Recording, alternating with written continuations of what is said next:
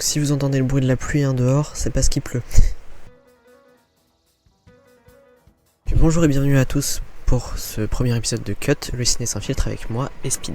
Salut. Et pour bien commencer cette série, on va directement rentrer dans le vif du sujet avec un premier épisode sur la technique et plus précisément sur la couleur et l'étalonnage. Speed Racer est un film d'action, d'aventure et de science-fiction sorti en 2008 et réalisé par les Wachowski. Si je vous en parle aujourd'hui, c'est parce que ce film joue extraordinairement bien avec les couleurs. Les deux réals voulaient que le résultat ressemble à un film d'animation japonais. Et je trouve le résultat extrêmement bien réussi, autant dans le choix des plans qu'avec les couleurs. Sujet de la vidéo d'aujourd'hui. Alors, qu'on se mette au clair maintenant, cette vidéo n'est absolument pas une critique de Speed Racer. Je me sers juste de ce film comme base et d'exemple pour parler de la couleur dans le cinéma, de manière plus large. C'est bon pour tout le monde ? Si tu le dis. Alors go. C'est une bonne question ça, à quoi ça sert les couleurs ? Non mais parce que si là j'enlève les couleurs dans ce plan là, ben l'image n'a plus du tout le même impact. Pareil avec ce plan là. Alors qu'il n'y a pas tant de couleurs que ça, non ? Donc, à quoi servent les couleurs ? Si la musique est déjà très bien pour transmettre des émotions au spectateur, en plus de servir le récit, oui, je ferai une vidéo sur la musique. Elle ne fait pas tout, et bien souvent les couleurs sont utilisées pour les mêmes fins, quand elles sont bien utilisées. Donc, exemple, là on a une simple discussion, tout va bien, les oiseaux chantent, le ciel est bleu, bon. Maintenant, je désature les couleurs et je refroidis l'image. Bah tout de suite on sent que quelque chose ne va pas, on est triste, et tout ça même sans mettre de musique. On précisera un peu plus tard ce qu'est le chaud et le froid, mais pour l'instant retenez seulement que le froid c'est bleu voire blanc et le chaud c'est rouge voire jaune. Parfait, maintenant on sait pourquoi est-ce que les plans n'ont plus le même impact une fois leur couleur retirée. Mais certaines scènes de Speed Racer ont plein de couleurs de partout, c'est hyper saturé, et pourquoi ?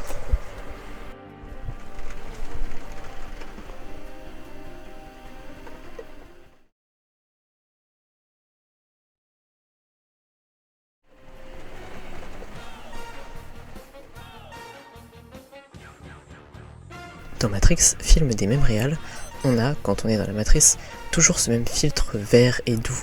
Et dans la réalité, on a une image plus froide et brute. Eh bien, si je vous disais que je vous ai déjà donné la réponse dans la phrase que je viens de vous dire. Non, lieutenant.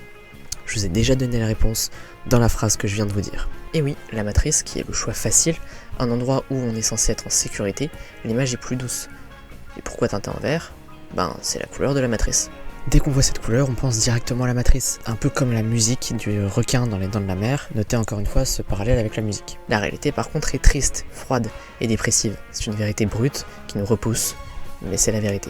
Les couleurs servent donc le récit, non seulement en transmettant des émotions, mais aussi en créant des atmosphères. Maintenant, quand je vois un seul plan de Speed Racer, je sais de quel film il vient, parce que ce film a une atmosphère bien à lui, comme Matrix.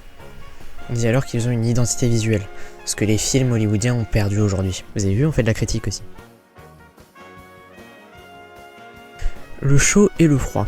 Le froid sert en général à exprimer quelque chose de froid et ou de triste, tandis que le chaud, quelque chose de plus rassurant et chaleureux.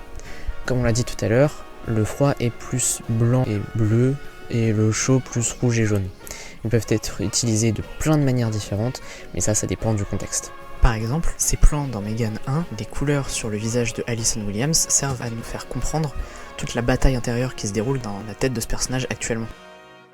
Ou même l'excellent The Thing de John Carpenter. Que serait-il sans ces étendues de blanc à perte de vue, ou cette ambiance froide qui passe petit à petit au chaud avec le camp qui part en flammes à la fin. Et ce plan aussi dans Demon Slayer pendant le combat contre Akaza qui est symbolisé par le bleu et qui prend beaucoup de place dans le champ car plus puissant, et Tanjiro est symbolisé par le jaune qui prend moins de place car moins puissant.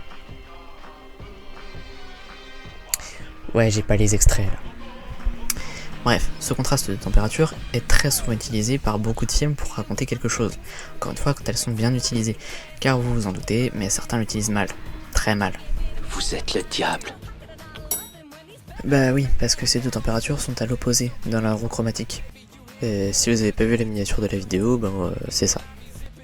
Donc sachez que cette roue est un cercle de couleurs qui montre les relations entre les couleurs primaires, rouge, bleu, jaune, secondaire, orange, vert, violet, et tertiaire, les combinaisons de primaire et de secondaire. C'est comme un guide visuel qui aide à choisir et à assortir les couleurs de façon cohérente et esthétique. Toutes mes sources en description de cette vidéo. Et quand deux couleurs, comme le bleu et le rouge, sont opposés l'un à l'autre, on les appelle les couleurs complémentaires.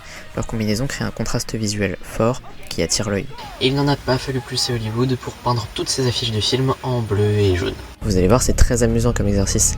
Prenez deux affiches d'un même film et devinez avec les couleurs quelle est l'officielle et quelle est celle faite par un fan. Vous allez voir que les fans ont souvent plus de talent que les grosses boîtes de prod. En conclusion, on peut dire que les couleurs servent à composer une image comme la main d'un peintre quand l'imagination lui monte à la tête. Peint ou qui fait de la musique.